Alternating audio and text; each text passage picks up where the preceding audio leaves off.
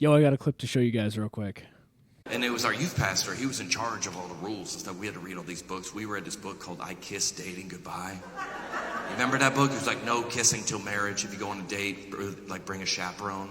And we all followed this book. And then like last year on Twitter, the guy that wrote it just like recanted it. He goes, never mind.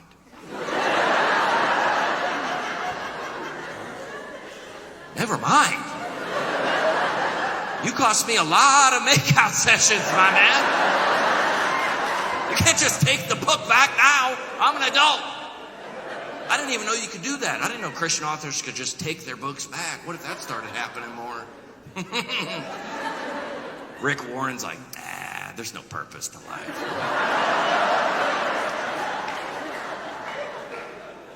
Joel Osteen's next book, he's like, honestly, some of y'all are going to be poor.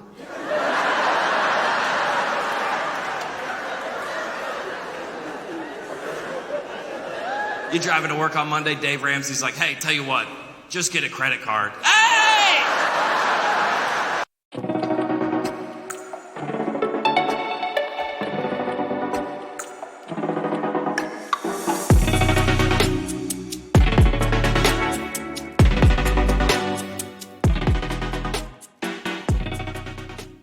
Hello, guys. Welcome to the podcast. It's been a great Thanksgiving break.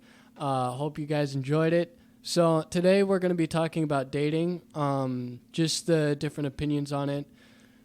We were discussing it during texts, and one of the things we wanted to discuss was just like when to date, how to date, and just what kind of the things you're looking at when you're dating, and then just being discerning about it, just having like a Christian view on dating. So I wanted to know. What do you guys think about dating and your experiences with that? I mean, like, the first thing we could talk about was, like, especially the intro clip that Grayson pulled up. We could talk about first how the expectation for dating has been, like, shaped for us by our parents and the older generations.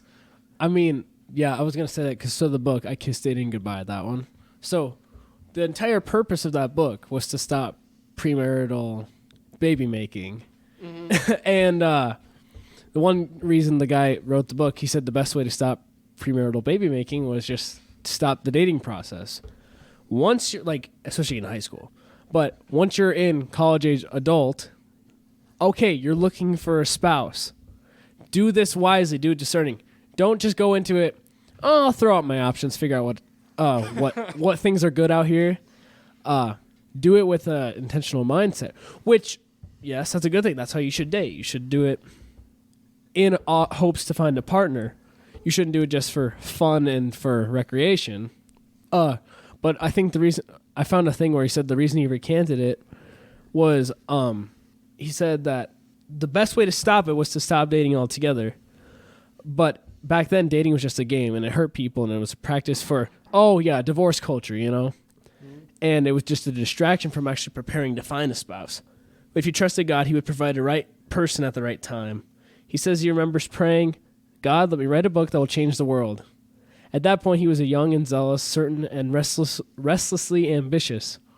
And he said, his book went on to sell 1.2 million copies and be embraced by churches, families, and thousands of single men and women. His ideas reshaped how many Christians practice relationships. However, 20 years later, many of them look back with deep regret. I just think it's so funny where he's like, that cost me a lot of makeout sessions, man. You know, but. Well, I also, like, I didn't realize you could just recant your book. Like, are you kidding me? Especially with it being a book that people, like, actually held. I know my mom has it on the shelf somewhere, so. I don't know. I actually have not read it. I mean, the principles that are in it. Like, my parents taught me that, but it was never a thing we actually read as a family together.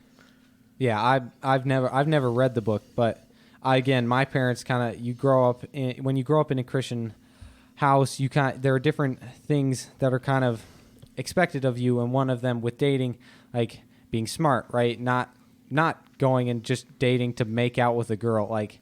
Mm-hmm, yeah. Well, here's just a quote I was going to read real quick. He said, I've changed my mind about the book, but my hope is that others will think for themselves. I'm trying to let go of the desire to control other people's thoughts, and I want to accept, learn from, and love people who see the world radically differently than me. Admitting I was wrong about the biggest accomplishment of my life has given me a greater willingness to admit that I don't have all the answers. So, the key points, like those aren't like, yes, they make sense what he's trying to say. He's just saying that he shouldn't have been so strict. Like you shouldn't not date, or you shouldn't date, I guess. So I guess we'll start with this first question: is when do you guys think we should date, or for anyone for that matter that should date? I would say, my personal opinion, it's like I started dating in high school, right? I think that if you look at it with a godly mindset, high school is perfectly acceptable. Of course, it depends on the person, but for someone like me, I would have to limit myself to high school or after, not before. Because if I look at 8th grade me versus 11th grade me, we're very different. I'm a lot more mature than I was 5 years ago. I mean, it's kind of the common thing. The older you get, you always look at the younger grades and you're like, man, I just really do not like those kids. Like, they're just terrible kids. And then you realize it was and us. It's like, wait, that was me. That's how other people looked at us. And like, think about how when we were very immature, more immature than we are now, like are you supposed to get into a relationship that's going to be glorifying to God? We had a lot of, just recently, my religion class, we went into, because we're all seniors in high school, the religion class went and talked about, hey, the world's going to tell you one thing. How do you handle that, right? And we had a lot of really good discussions about things pertaining to dating and relationships and what the world will say. Oh, yeah, divorce culture is fine. You know, it's just another game. It's just another game. That's all marriage is. It's just how to get your taxes cheaper, right? You know, no, marriage is designed by God. You have to, and we can't change that. Homosexuality, that was not designed by God. God is a marriage to be between a man and a woman, and he has certain roles, and you're dating to find that partner who will be with you in the future, right? Yeah. So kind of one of the ways that I've heard kind of marriage explained is marriage is supposed to kind of show what God is like, because God is not right. He's not bound by gender. So he has characteristics that are both feminine and masculine. When a man and woman come together, it is supposed to be a representation of what God is like. It's not perfect, but that is what it's supposed to be, is a representation of God. Yeah, especially Christ in the church, to be more specific. Like, as a husband is the head of the household, Christ is the head of the church. The church is his bridegroom. There's lots of verses in the New Testament about that. Well, I was thinking about it. I don't remember who the speaker was, but I heard this presentation one time, and it was talking about, think about the man. Obviously, dads can be caring. Dads can be loving. But if you think about the person who cares for your household, cares for like the individual people, like when you're sick, when you're hurt, when you're not feeling well, who does that? That's your mom. Your mom is the one who is, she's the mother. I was going to use it, but it'd be circular reasoning.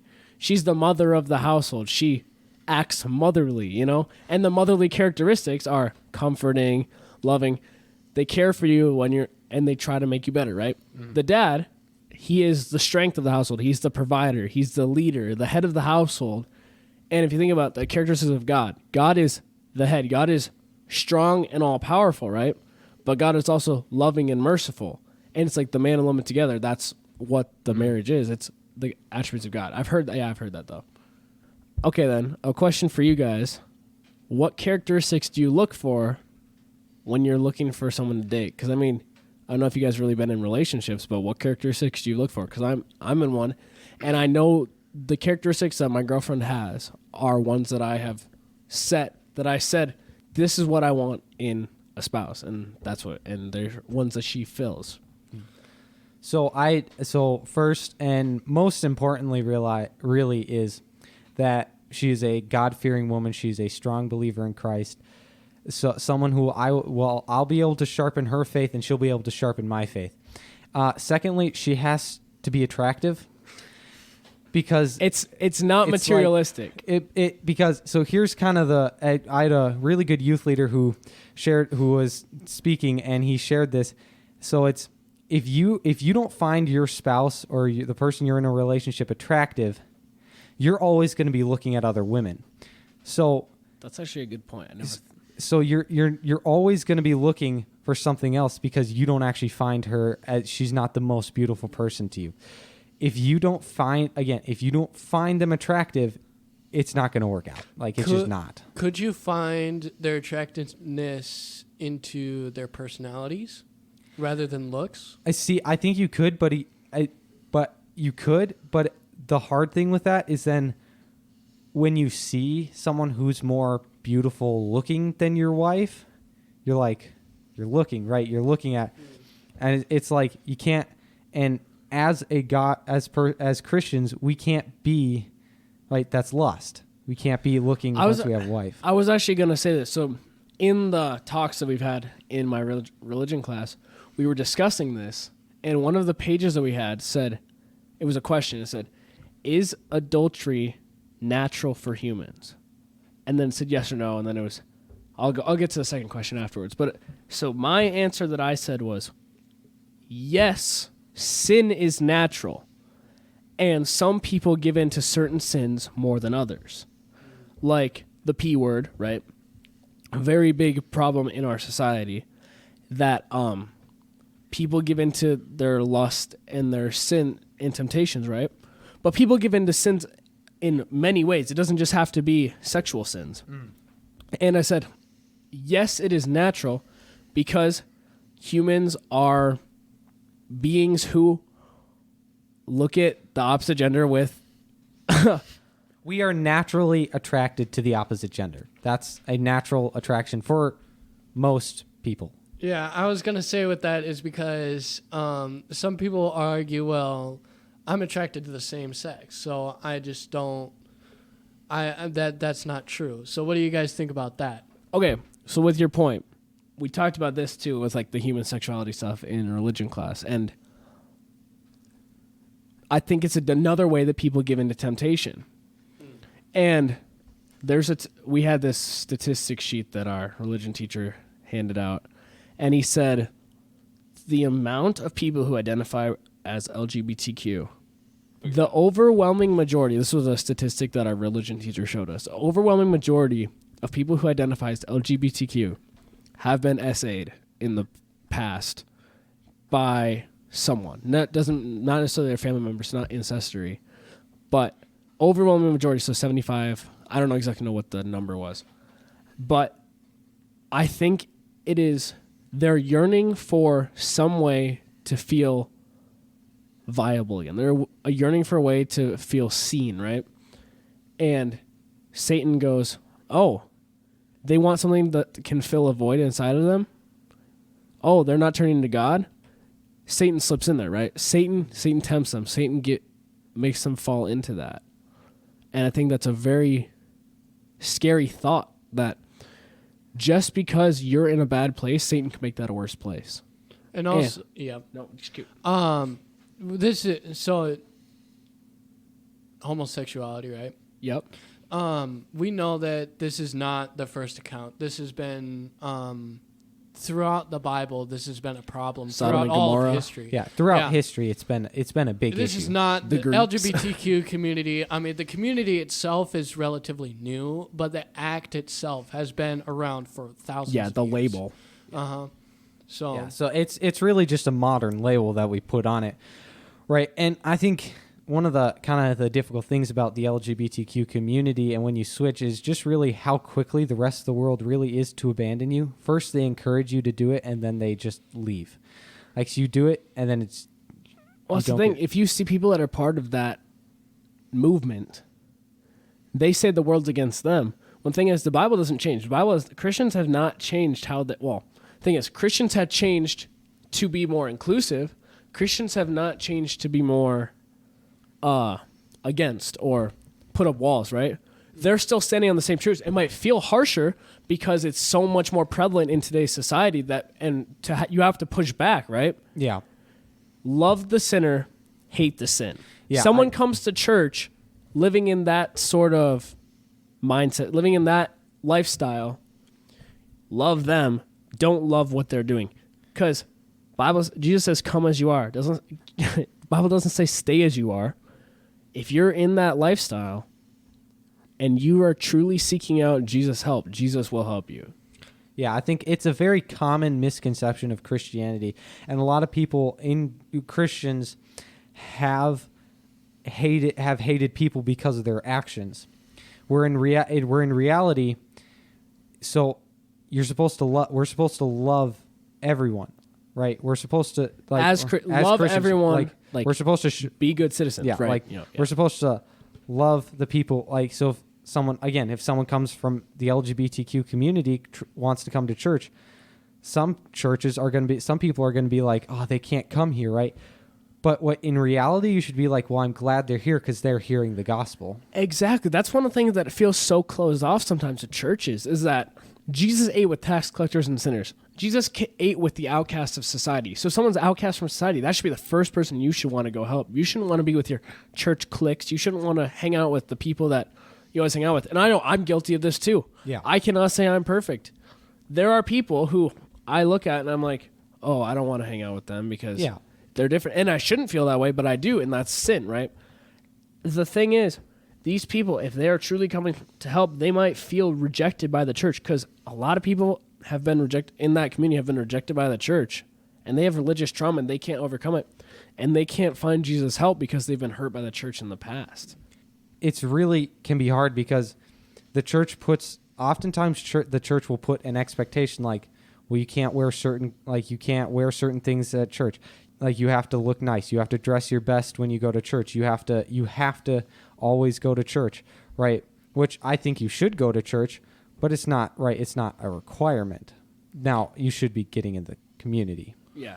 So that just reminded me, back on the topic of dating. So when you're going out on a date with a partner, what should be like the dress code, I guess? Like, what's the modest way you would think for a boy and for a girl? I'm just going to say it overarching, like for both. Dating should not be hookup culture. You should not be looking to have sex on the first date, especially because you're not married, right? But that should not be how you're going into it, right? You shouldn't be looking into, like, obviously, do your hair up. Yeah. Go get your nails done, right? Make yourself look good. If you're genuinely looking to find a spouse, make yourself presentable. Like, the same thing with like church dress code. The Bible literally talks about how you shouldn't wear fine clothes and jewelry. That's not to flaunt your gifts, right? If you're not doing it to flaunt yourselves, you're doing it to use the resources God has given you to make yourself, your body's a temple, right? Think about it like that. Present yourself in a way that's respectable to God. You know? Yeah, don't be doing it like if you're a woman, don't do it just to seduce the man into like liking you more because you dress a certain way, because that's wrong. And as a man, there's a good chance that if you dress a certain way, we're going to think of you. There's like a high percent if you dress a certain way, we're going to think of you in different ways. Like that, depending on how you dress, that'll change how we think about you. Exactly. And that's actually, I want to go into this. We talked about this in my religion class as well. When two people, male and female, so opposite sex, are living together before they're married, either as roommates or people who are going to get married but just aren't, or dating, right? And we asked how you felt about that. And our religion teacher said, don't give people the wrong impression. One thing that I thought about that answer that I was just, I like brought up, and I said, isn't it us also jumping to conclusions by just saying, oh, they're living together, they're obviously sleeping together, right? What if they have separate rooms, right?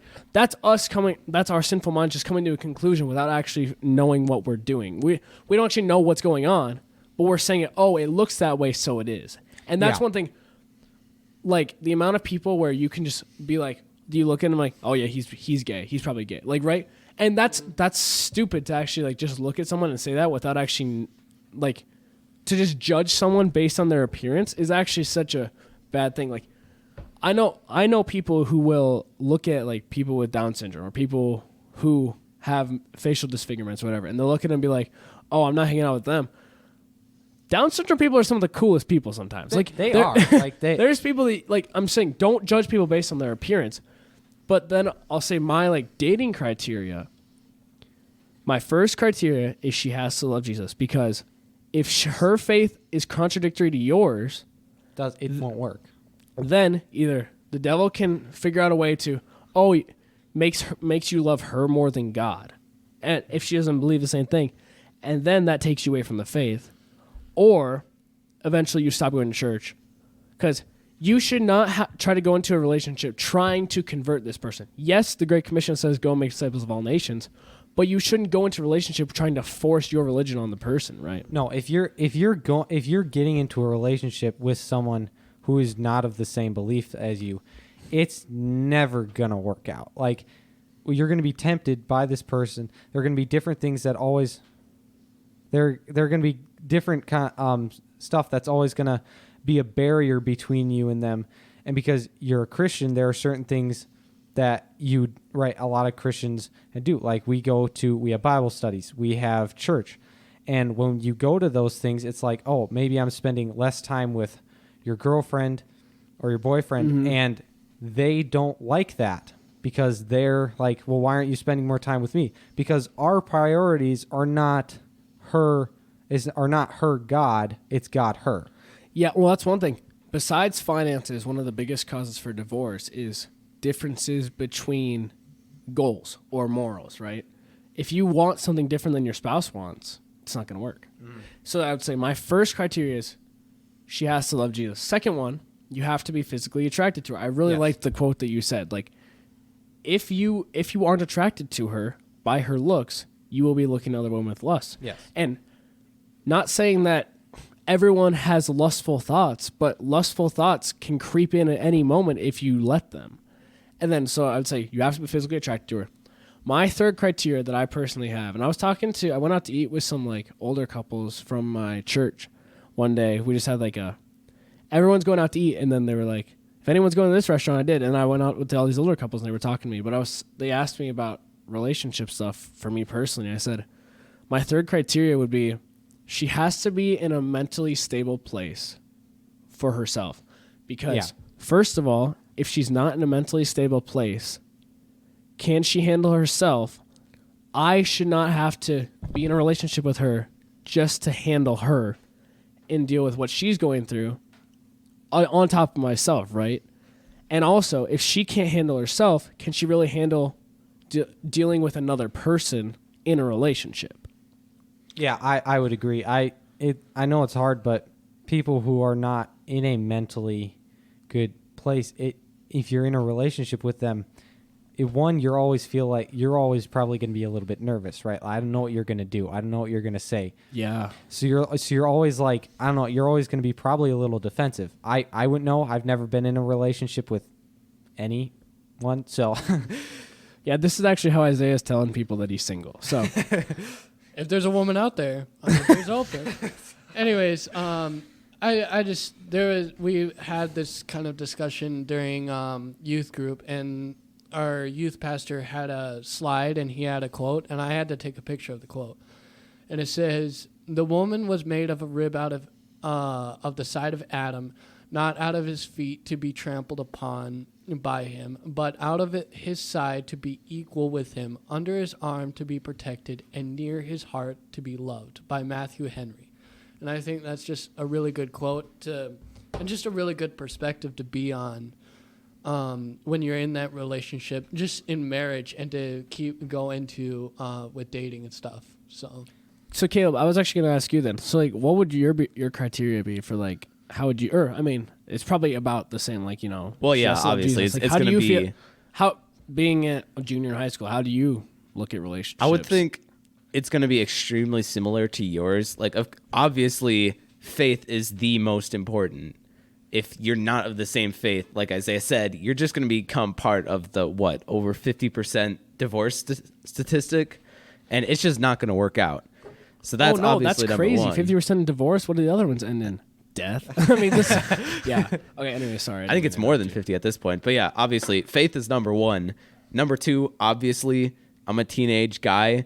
I notice things, we all do. It's not materialistic to like women. Obviously, you have to be physically attracted. That's one of the things that God put into. I mean, do you think Adam was attracted to Eve? I mean, obviously, I'm like sure that he was like, I don't know. Our youth pastor was. I mean, like, that was the only when partner he had. He was when- sad before. So Bro, I mean, imagine when she was made though. Adam's reaction when he sees her. But The adrenaline in his mind, he's like, oh, the curves.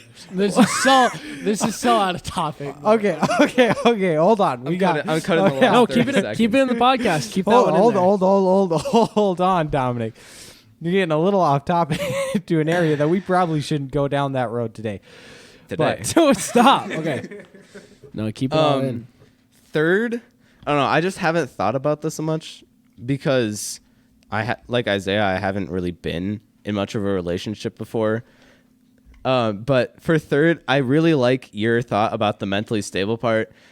I would say that I need them to be able to communicate with me and me with them, because I've seen relationships where one person is really communicative and the other one isn't. And it's just they're trying to talk to each other and they can't. So it gets really stressful at times, and I've seen that. So I would say that I have to be able to communicate. That's really good. I guess one question I just have for all of you, like real quick, what do you say like age you'd want to marry would be? After college. So I'd say it really depends on when you start dating. Because if you start dating in high school, like say you started dating in your junior year of high school, dating for dating through college, which would be 6 years of dating, That's is a lot of long. time. That's a long You know time. them. You know them, and so you know them, which is fine. I know a lot of people date. Some people date for under a year, and they're like, "We're getting married." Some people My date. parents did. Some people, but I would say a year plus of dating for sure, and then into marriage. I would say, well, obviously wait till after high school because it's not legal. If Well, yeah, obviously. so it's gonna be, but I think you can get married in college. It doesn't. I don't think it matters. I mean, the reason it's in college the reason or- I said after college was because, at least for me, I don't know if I'm going to be in a financially stable Yeah, enough that place was during a good point I college was to saying, be 'cause- able to do that. But I'm thinking even after college, I'm saying immediately my after. goal in life, like I want to be married. Like I want to have a family. Like Yeah. that's not my career goal, but I want to have a family, right? And I would say I want to be in a place where I can financially support my family. And Yeah, I'm it hoping is- I can Really. after college. It is very but, very hard. Okay, I also do not want to be. I don't want to start having kids at 32. Like I don't want to Well, be like. yeah, because then you're Well, first. yeah, like you obviously. have your first kid at 32. Think about it. You're 42 when they're 10. My parents said that one of the best things that one of the things they're most grateful for with their marriage is that they had kids young, because they could be young growing up with their kids and have these memories where they can be active with their kids. And it's like that's one of the best parts of parenthood is literally being able to do stuff with your kids. Like I can't imagine. Versus if Imagine you're like, being a 45-year-old guy with your 5-year-old kid, right? And you can't throw a can't. ball because your shoulder hurts, and you have to work over having fun with your kids, right? All right. Like, I So feel that's now that you've brought that up, let me revise my statement, because if I think about it, getting married can be a financially smart decision because you basically got a roommate for life. So if you're both working, you can split rent. You can Yeah. be more financially stable that way. So if I'm thinking financially, I would say I would be fine with getting married in college if we have a good plan. yeah. Just not like Communication, rushing hey. into this. You Yeah, have again, you got to it's have a very- good plan. But then I would say I would not want to have kids before I'm done with college. Yeah, for Yo, sure. that's a good point. No, I would. 100% agree with Kids that. when you're in college would just be one would be hard because you just can't. Imagine be she's in with them. college and she's pregnant though. Like, Yeah. Well, yeah. Well, you can't you can't really be with your kids if you're Yeah. in college because you're literally going to school. Mm-hmm. So your kids literally either you have to be at daycare. So you're just losing. You're going to lose a lot of money. Well, if you have it's kids in either college. at school or at work too, because we know, like I think we talked about this on the fatherless crisis, of single parents, like they work all the time, and so like if you're, depending on the work schedule, or depending on what your work life is, some people can be working, 65 hours out of the week, and they don't see their kids at all. And what I was gonna say is, it was another thing I was listening to. Some pastor, he was preaching, and he was talking about can is a woman having an income a bad thing? No. No. Is the man the provider of the household? Yes. Yes. You should not have to expect your wife to work to support your family. No. Sometimes do the cards fall a certain way, and the only way your family can make it by is if you both work? Yes. But you should not bank on that. That should not be part of your plan. You Yeah. should have a plan to financially support your family. Yeah. The husband is the provider of the family. It's his job to provide for the family.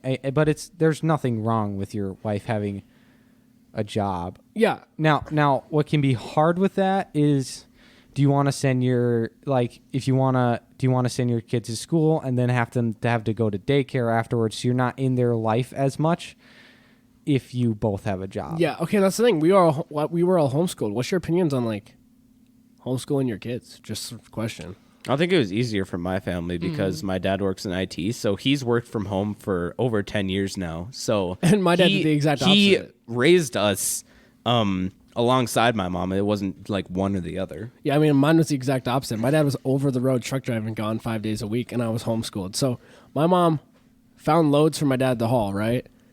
And she taught 5 kids at one point, 4 kids. Yeah. Yeah, no, And it was tough. I mean, I my can't dad remember. would not go back he would go back if it was direly necessary that he had to, but Yeah. he likes way more being home. Even though I have to wake up at 4:30 in the morning. Yeah. But being present in your child's lives, I mean, that's super It's important. so And important. the thing is, we all know he supports our family. He provides for it. That's why he does what he does. And he makes a good amount of money doing truck driving, right? Yeah. But he feels so bad sometimes that he has to be gone. And I mean, I was in high school by the time he started doing more local stuff where he's Yeah. actually home every night, but I never really got to experience Yeah, that. you but- kind of. I can't remember if you said it on the schooling or if the fatherness crisis one, but you said you had to teach yourself because your parents were busy. Yeah, and it wasn't like my mom, she regrets that too. Yeah. But there's times I couldn't really ask for questions because I knew my mom had to work. So I just I was my own math teacher for 3 years. Yeah, yeah. And Which can be, depending on how active your parents are or what your parents do for their living, homeschooling can be great versus it can't be great. Like Caleb, you've had a dad who's been has been in the house for a long time. Where Grayson, he has a dad that has to drive all over the country for his job. Right. I mean, you had a pastor dad, so how Yeah. was that? Pastor dad can be, he's home a lot because he works 10 minutes away from our house. But then again, so- you also have way more siblings But- than the rest of us. Yeah, well, I have one more sibling than Grayson in the same amount Your mom as doesn't. Dominic. Your mom doesn't work, does she? My mom, She's just she homeschool teacher? She's mostly home. She has a part-time job coaching gymnastics. Oh, okay. So she doesn't do that very often. And then with us being a foster family, there are a lot of extra kids in the house. So it can be hard being a pastor's kid. One, my dad has things with the church that calls him away. Where I made a state cross country meet. My dad wasn't able to make it because he had to stay home. So which is fine. I love that my dad's a pastor. I'm so happy because that means I get to be here I've had great friends, but because of the responsibilities that he has at the church, oftentimes there are times where he can't be home because of his responsibilities as at the church. Because he's not just a spiritual leader in our life; he's also leading the church family. Just one question for you. I don't remember if you actually said it. What are your opinions on dating? When is your time for So, I think. especially being homeschooled, dating and homeschooling? How's that for you? Well, I couldn't tell you because I've never done it, but Or your family's? So my family has said you cannot date till you're 16. We do not get phones till we're 16. Okay. So 16 I think is smart because you're at least somewhat mature by 16. We're freshman year you're still Yeah. you're still a little weird. You're still a little weird. I would say that don't I would say wait till sophomore end of sophomore junior year. I think would be a good time for him to start dating. But again, you have to have the right partner. So your parents, even though you're homeschooled, your parents are you're 16.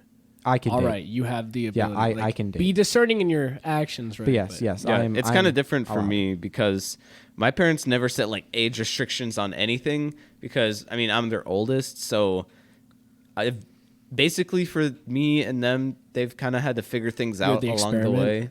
My So, mom and I were talking about that the other Yeah. day. I've So- been the experiment child, so Speaking speaking of everyone else in this podcast is the oldest in their family.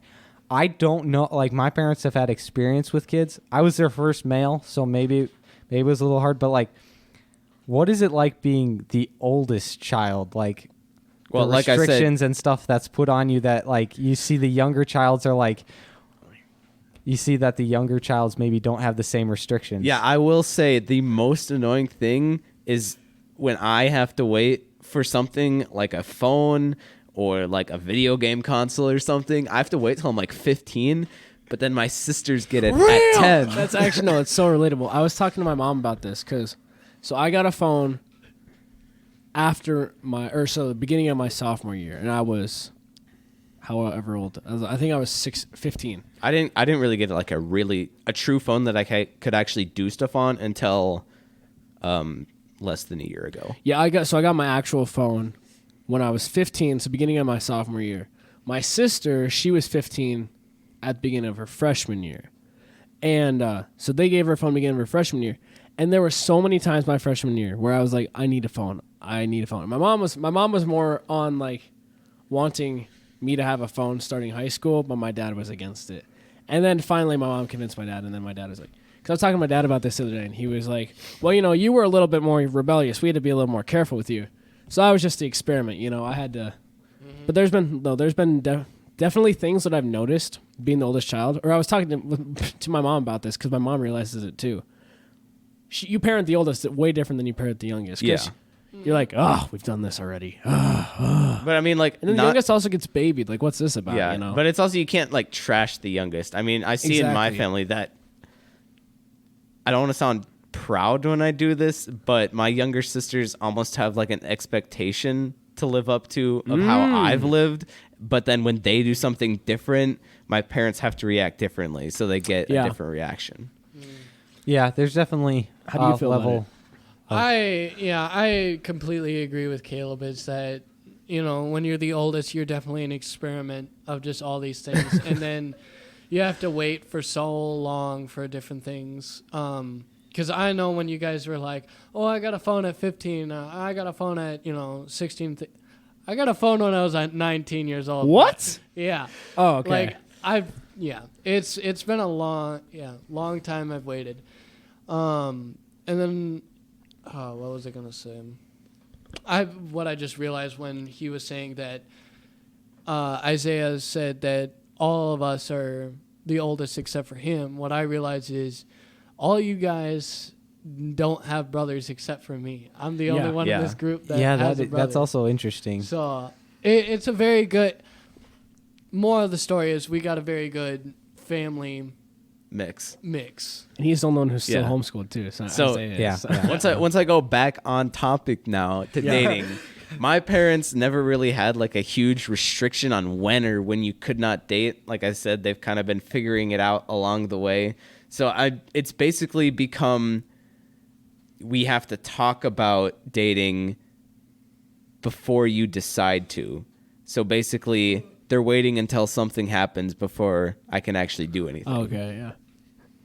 One thing I was gonna say with the dating scheme and stuff, how do you feel? I mean, it shouldn't be a rule breaker. If she's a Christian, right, that should be fine. But like in denomination, like, do you have a thing with like, would you change denominations like to the church that she goes to, or would you? Depends on what denomination it is, because there's a lot of different ones. Well, exactly. And would that ever be a thing if it was like Catholicism versus Protestant, or like Reformed versus like I guess that would still be Catholicism. I would Do you say have that like evangelical, like we're evangelical. If someone else is evangelical, even if it's a different denomination, like we're Alliance. If someone's E-free, that's insanely similar to Alliance doctrine-wise. So I'd be fine with doing that. But if it's like, let's just say, a really conservative Lutheran denomination and then a Catholic, that is a very different denomination type. So Not necessarily conservative Lutheran. I would say, like, if you're saying like a Baptist versus a conservative Lutheran, that'd be Yeah. that'd be crazy, because that'd be, they believe different on baptism, they believe different on communion, right? Because they would still believe like about the same with. well, yeah, with- but it's still. But then Um, again, Lutherans are very conservative in their relations with other denominations too. So yeah, okay, that's what I was gonna say. Would you? So like my grandparents, my grandma was Catholic, my grandpa was Wisconsin Lutheran, and my grandma became Lutheran. Would you say like she has to convert to the male's religion, or like would you find a home church and that's who you go with, or is that not necessarily a deal breaker for you? Because it's not a deal breaker for me. It's not a deal breaker for me. I think it would just, depending on what it is, Yeah. decide what to do. Again, I think the most important thing that you know that is that they do have a relationship with Jesus, right? They are a Christian, and again, even if you have different beliefs, I think even if you have things that vary, again, need it to is- communicate. You need to be able to communicate on it, and the hardest thing is gonna be finding a church Yeah, I mean, but you got communicate. Best part of a relationship is you have to know what the other person, how the other person's feeling. You have to know what they think, and that's the greatest part of the relationship. Yeah. I think we had a great talk today. I think that our discussion went well. It was good to hear the different viewpoints from us, from teenage guys. I mean, it's not like we were using female viewpoints. I'd like to hear, maybe we could hear that sometime. Yeah. How teenage girls feel about the dating atmosphere and the dating scheme. But other than that, hopefully you guys had a good break. Well, we plan to update more in the future here, maybe every other week. We had a big drought, but here we're coming back. So thank you guys and goodbye.